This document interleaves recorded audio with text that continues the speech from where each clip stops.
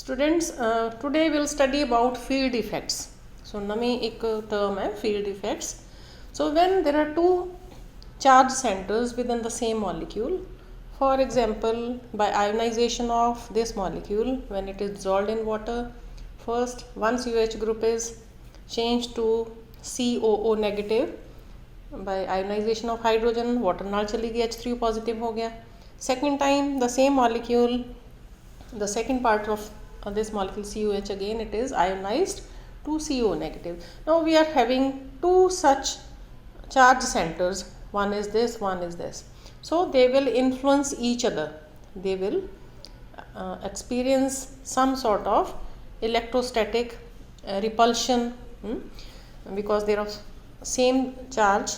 So when we talk about them, because they influence each other through space, directly through space, or because space is occupied by solvent molecules, it is dissolved in water, so here water is solvent molecule.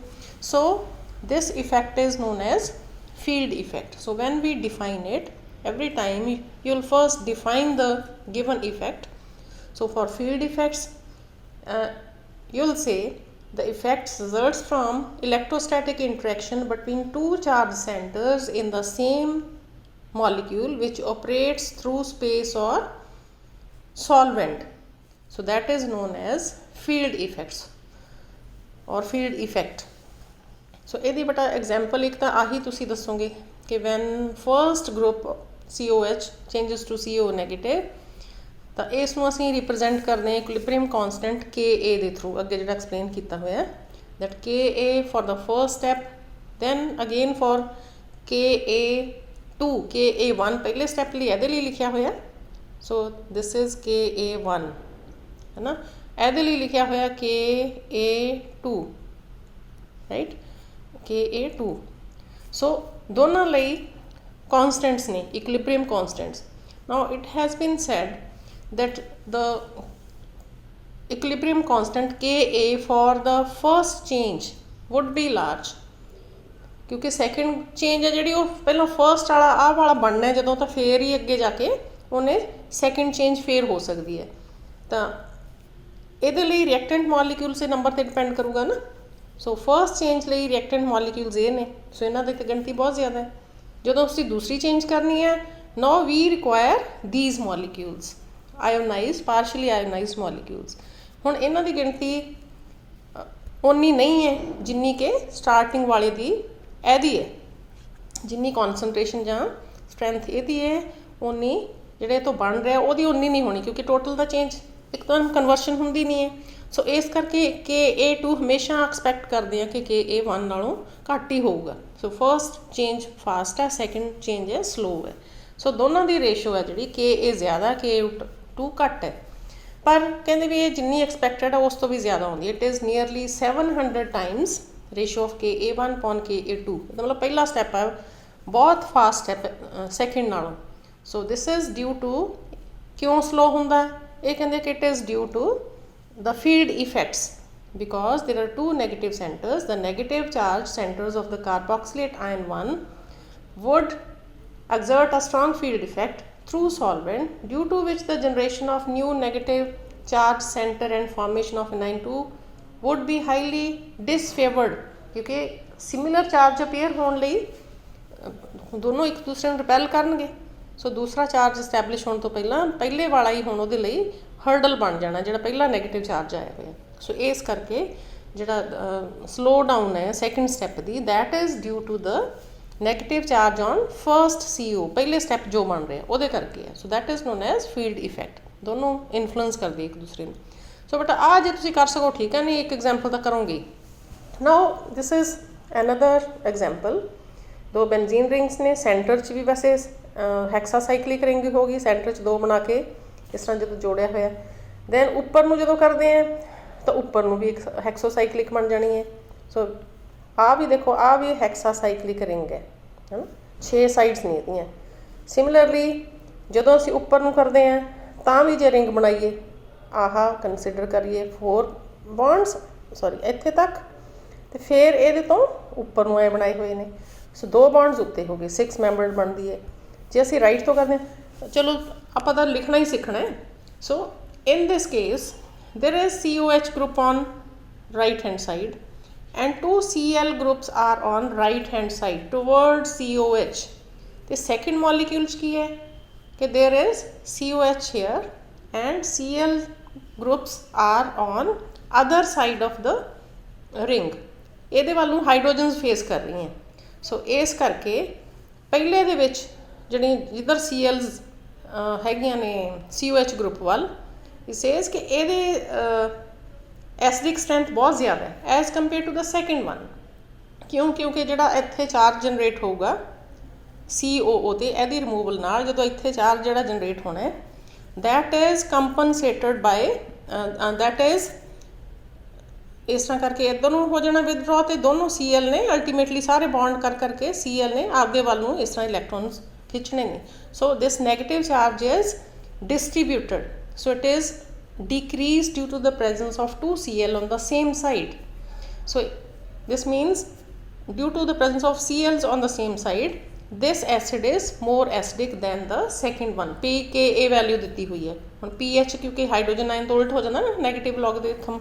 ਸੋ ਇਸ ਤਰ੍ਹਾਂ pKa ਵੈल्यू ਹੈ ਜਿਹਦੀ ਘੱਟ ਹੈ ਤਾਂ ਮਤਲਬ ਵੱਧ acidic ਹੈ। so this first structure is more acidic than the second one। okay, now coming to the second topic that is hydrogen bonding। so hydrogen bonding ਇਹਦੇ ਲਈ ਤੁਸੀਂ ਪੜ੍ਹਿਆ ਹੀ ਹੋਇਆ ਕਿ ਹਾਈਡਰੋਜਨ ਬੌਂਡ ਕਿੱਥੇ ਬਣਦਾ ਹੈ when hydrogen is attached to some more electronegative atom। ਇਸ ਤਰ੍ਹਾਂ ਕਰਕੇ ਆਇਨਾਈਜੇਸ਼ਨ ਹੋ ਜਾਂਦੀ ਹੈ ਨਾ H ਪੋਜ਼ਿਟਿਵ ਹੋ ਜਾਂਦਾ ਦੂਸਰੇ ਤੇ ਨੈਗੇਟਿਵ ਚਾਰਜ ਆ ਜਾਂਦਾ ਹੈ। when two such molecules two such dipoles are there then there is interaction between hydrogen of one molecule and more electronegative atom of another molecule neighboring molecule। so this weak force of attraction between positive charge on hydrogen and negative end of the other molecule is known as hydrogen bond। ठीक है, ये तुसी कोई ज़्यादा मुश्किल नहीं है पहला भी पढ़े ही होना है ਇਹਦੀ ਡੈਫੀਨੇਸ਼ਨ ਕਰ ਲਵਾਂਗੇ। ਓਕੇ ਦੈਨ ਕੰਡੀਸ਼ਨਸ ਕੀ ਨੇ ਇਹਦੇ ਲਈ ਸਾਨੂੰ ਪਤਾ ਕਿ ਇੱਕ ਹਾਈਡਰੋਜਨ ਹੋਣੀ ਚਾਹੀਦੀ ਹੈ ਕੋਈ ਜ਼ਿਆਦਾ ਇਲੈਕਟ੍ਰੋਨੈਗੇਟਿਵ ਐਟਮ ਹੋਣਾ ਚਾਹੀਦਾ ਹੈ। So high electronegativity of the second atom should be there ਤੇ ਜਿਹੜਾ ਇਲੈਕਟ੍ਰੋਨੈਗੇਟਿਵ ਐਟਮ ਹੈ ਉਹਦਾ ਸਾਈਜ਼ ਵੱਧ ਇਲੈਕਟ੍ਰੋਨੈਗੇਟਿਵ ਐਟਮ ਹੈ ਉਹਦਾ ਸਾਈਜ਼ ਵੀ ਛੋਟਾ ਹੋਣਾ ਚਾਹੀਦਾ। ਜੇ ਛੋਟਾ ਹੋਊਗਾ ਫੇਰ ਹੀ ਜਿਹੜੇ ਇਲੈਕਟ੍ਰੋਨਸ ਨੇ ਆਪਦੇ ਵੱਲ ਨੂੰ ਰੱਖ ਸਕੂਗਾ।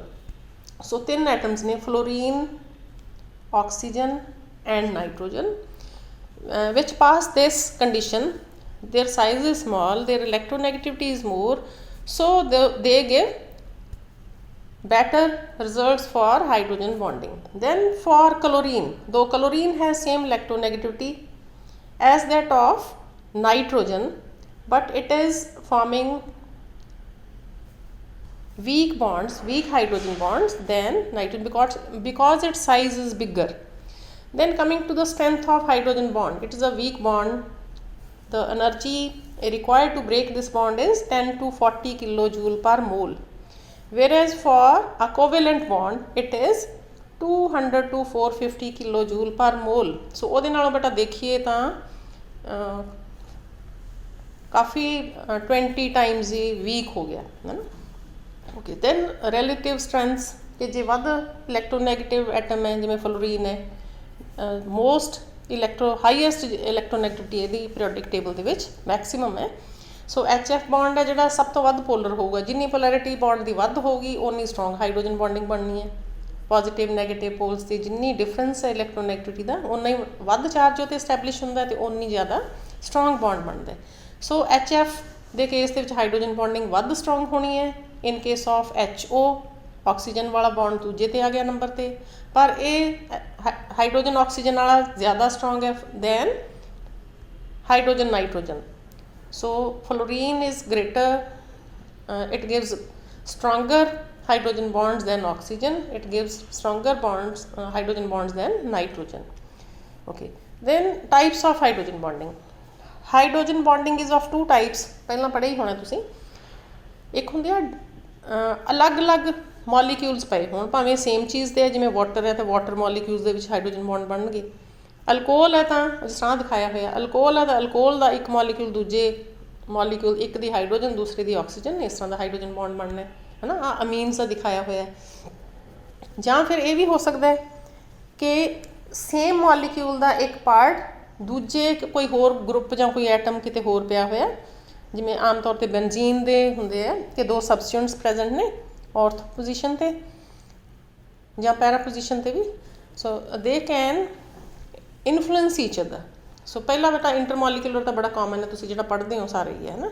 ਸੋ ਇੰਟਰਾਮੋਲੀਕੂਲਰ ਦਾ for benzene compounds, for example here there is NO2 group on one side ਤੇ ਦੂਸਰੇ ਤੇ ਹੈਗਾ OH group ਬੈਂਜ਼ੀਨ ਦੇ ਉੱਤੇ। ਸੋ there is ਇੱਥੇ ਵੀ ਕੰਡੀਸ਼ਨ ਹੈ ਕਿ ਜਿਹੜੇ ਦੋ ਗਰੁੱਪ ਨੇ, ਹੁਣ ਨਾਈਟ੍ਰੋਜਨ ਆਕਸੀਜਨ ਦੀ ਪੋਲਰਾਈਜੇਸ਼ਨ ਹੋਣੀ ਹੈ ਪਹਿਲਾਂ ਇਸ ਬੌਂਡ ਦੀ। ਨਾਈਟ੍ਰੋਜਨ ਘੱਟ ਇਲੈਕਟ੍ਰੋਨੈਗੇਟਿਵ ਹੈ, ਇਹ ਤੇ ਪੋਜ਼ਿਟਿਵ ਚਾਰਜ ਆਊਗਾ, ਇਹਦੇ ਤੇ ਨੈਗੇਟਿਵ ਚਾਰਜ ਆਊਗਾ ਆਕਸੀਜਨ ਤੇ। ਇਵੇਂ ਜਿਵੇਂ ਹਾਈਡਰੋਜਨ ਤੇ ਪੋਜ਼ਿਟਿਵ ਚਾਰਜ ਆਊਗਾ, ਆਕਸੀਜਨ ਤੇ ਨੈਗੇਟਿਵ ਚਾਰਜ ਆਊਗਾ। then hydrogen and oxygen of different groups of the same molecule, they would influence each other, है ना, they will form hydrogen bond। so ਇੱਥੇ ਬੇਟਾ ਹਾਈਡਰੋਜਨ ਬੌਂਡ ਬਣ ਗਿਆ ਦੋਨਾਂ ਦਾ। ਇਹਨੂੰ ਕਹਿੰਦੇ ਆ ਇੰਟਰਾਮੋਲੀਕੂਲਰ, ਜਦੋਂ ਇੱਕੋ ਮੋਲੀਕਿਊਲ ਦੇ ਡਿਫਰੈਂਟ ਪਾਰਟਸ ਦੇ ਵਿੱਚ ਬਣਦੀ ਹੈ। So this is within the same molecule, ਬੇਸ਼ੱਕ ਉਹਦੇ ਪਾਰਟਸ ਉਹਦੇ ਹੀ ਨਹੀਂ ਮੋਲੀਕਿਊਲ ਦੇ, ਦੂਰ ਦੂਰ ਪਏ ਹੈ। ਸੋ ਇੱਕ ਸਾਈਡ ਤੇ OH ਗਰੁੱਪ ਹੈ, ਇੱਕ ਸਾਈਡ ਤੇ NO2 ਗਰੁੱਪ ਹੈ।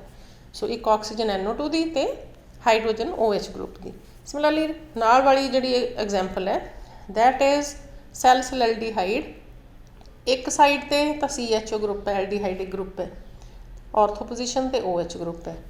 So they influence each other and hydrogen bond is formed. So ਇਹ ਹੋ ਗਈ ਇੰਟਰਾਮੋਲੀਕੂਲਰ ਹਾਈਡਰੋਜਨ ਬੌਂਡਿੰਗ ਦੀ ਐਗਜ਼ਾਮਪਲ। ਫਿਰ ਹੋ ਗਿਆ ਕਿ ਕੀ ਇਫੈਕਟਸ ਨੇ, ਕੀ ਕਾਜ਼ ਕਰਦੀ ਹੈ hydrogen bonding, whether it is helpful ਜਾਂ ਕਿਵੇਂ ਜਿਹੜੀਆਂ ਪ੍ਰੋਪਰਟੀਜ਼ ਨੇ ਮੋਲੀਕਿਊਲਸ ਦੀਆਂ ਉਹਨੂੰ ਚੇਂਜ ਕਰਦੀ ਹੈ। First is association. ਐਸੋਸੀਏਸ਼ਨ ਨਾਲ ਬੇਟਾ ਕੀ ਹੋਣਾ ਹੈ ਕਿ ਜਿਵੇਂ ਅਲੱਗ-ਅਲੱਗ ਮੋਲੀਕਿਊਲਸ ਨੇ, ਲਿੰਕੇजेस ਬੇਸ਼ੱਕ ਵੀਕ ਨੇ but they get associated to each other. So ਇਵੇਂ ਜਿਵੇਂ ਜੇ ਅਸੀਂ ਆਈਸ ਦਾ ਕੋਈ ਪੀਸ ਲੈ ਕੇ ਦੇਖੀਏ ਤਾਂ ਉਹਦੇ 'ਚ ਹਾਈਡਰੋਜਨ ਬੌਂਡ ਡਿਫਰੈਂਟ ਮੋਲੀਕਿਊਲਸ ਦੇ ਵਿੱਚ ਬਣਦਾ ਹੈ ਅਤੇ ਇਸ ਤਰ੍ਹਾਂ ਦੀ ਨੈਟਵਰਕ ਸਟਰਕਚਰ ਬਣੀ ਹੁੰਦੀ ਹੈ। ਸੋ ਦੇ ਗੈਟ ਐਸੋਸੀਏਟਡ ਕਿ ਇੰਟਰੈਕਸ਼ਨਸ ਨੇ ਜਿਹੜੀਆਂ they are due to hydrogen bonds, ਇਸ ਲਈ ਇਸ ਤਰ੍ਹਾਂ ਦੀ ਐਸੋਸੀਏਟਡ ਸਟਰਕਚਰ ਬਣਾਉਂਦੇ ਆ। Second point is higher melting and boiling points. So ਬੇਟਾ ਮੈਲਟ ਕਰਨ ਲਈ ਸੋਲਿਡ ਤੋਂ ਲਿਕੁਇਡ ਫੇਸ ਜਾਣਾ ਪੈਂਦਾ ਹੈ ਨਾ। ਸੋਲਿਡ ਦੇ ਵਿੱਚ ਜਿਹੜੇ ਮੋਲੀਕਿਊਲਸ ਨੇ they are more closer to each other than in liquid phase. ਅਤੇ ਇਸੇ ਤਰ੍ਹਾਂ ਹੀ ਜਿਹੜੇ ਲਿਕੁਇਡ ਫੇਸ ਵਾਲੇ ਨੇ ਉਹ ਗੈਸੀਅਸ ਫੇਸ ਵਾਲਿਆਂ ਨਾਲੋਂ ਨੇੜੇ ਹੁੰਦੇ ਆ। ਸੋ ਸੋਲਿਡ ਦੇ ਵਿੱਚ ਸਭ ਤੋਂ ਨੇੜੇ ਹੁੰਦੇ ਆ। ਸੋ ਉਹਨਾਂ ਨੂੰ ਮੈਲਟ ਕਰਨ ਲਈ, ਇਹਦਾ ਮਤਲਬ ਸਾਨੂੰ ਪਹਿਲਾਂ ਉਹਨਾਂ ਨੂੰ ਇੱਕ ਦੂਜੇ ਨਾਲੋਂ ਜਿਹੜੀ ਉਹਦੀ ਅਟੈਚਮੈਂਟ ਆ ਉਹਨੂੰ ਦੂਰ ਕਰਨ ਲਈ ਹਾਈਡਰੋਜਨ ਬੌਂਡਿੰਗ ਲਈ ਵੀ ਐਕਸਟਰਾ ਐਫਰਟ ਕਰਨੀ ਪਊਗੀ ਕਿਉਂਕਿ ਇਹਨਾਂ ਨੂੰ ਤਾਂ ਦੂਰ ਭੇਜਣਾ ਮੋਲੀਕਿਊਲਸ ਨੂੰ। ਸੋ for melting or for boiling we have to spend more energy on separating the molecules that are associated by hydrogen bond। so ਉਹ ਵਧਾ ਦਿੰਦੇ ਆ ਜਿਹੜੇ ਇਹਨਾਂ ਦਾ ਮੈਲਟਿੰਗ ਜਾਂ ਬੋਇਲਿੰਗ ਪੁਆਇੰਟ ਹੈ। ਫਿਰ ਆ ਗਈ ਸੋਲੂਬਿਲਿਟੀ। ਸੋ ਬੇਟੇ ਬਹੁਤ ਸਾਰੇ ਸੋਲਵੈਂਟਸ ਨੇ ਜਿਹੜੇ, ਜਿਵੇਂ ਵਾਟਰ ਹੋ ਗਿਆ, ਐਲਕੋਹਲ ਹੋ ਗਿਆ, ਜਿਹਦੇ 'ਚ ਹਾਈਡਰੋਜਨ ਹੁੰਦੀ ਹੈ, they act as good solvents because they cause hydrogen bonding, ਹੈ ਨਾ। ਜੇ ਕੋਈ ਫੋਰ ਐਗਜ਼ਾਮਪਲ ਜੇ ਅਸੀਂ ਅਲਕੋਹਲ ਨੂੰ ਵਾਟਰ 'ਚ ਪਾਉਂਦੇ ਹਾਂ, ਆਪਸ 'ਚ ਵੀ ਹੋ ਸਕਦੀ ਹੈ। So water and alcohol they are miscible, ਇੱਕ ਦੂਜੇ 'ਚ ਮਿਕਸ ਹੋ ਜਾਂਦੇ ਆ। ਕਿਉਂਕਿ ROH ਵਾਲੀ ਹਾਈਡਰੋਜਨ ਅਤੇ ਵਾਟਰ ਵਾਲੀ ਆਕਸੀਜਨ, ਜਾਂ ਉਲਟ ਕਿ ਐਲਕੋਹਲ ਵਾਲੀ ਆਕਸੀਜਨ ਅਤੇ ਵਾਟਰ ਵਾਲੀ ਹਾਈਡਰੋਜਨ ਆਪਸ ਦੇ ਵਿੱਚ ਹਾਈਡਰੋਜਨ ਬੌਂਡਿੰਗ ਉਹਨਾਂ ਦੀ ਹੋ ਜਾਂਦੀ ਹੈ। ਸੋ most of the substances are soluble due to hydrogen bonding in case of solvents which contain hydrogens. Okay, then coming to the last point, that some of the physical properties are influenced by intermolecular hydrogen bonding, for example viscosity and surface tension. But in case of intramolecular hydrogen bonding, there is no effect on physical properties. So that's all for the last topic of your chapter.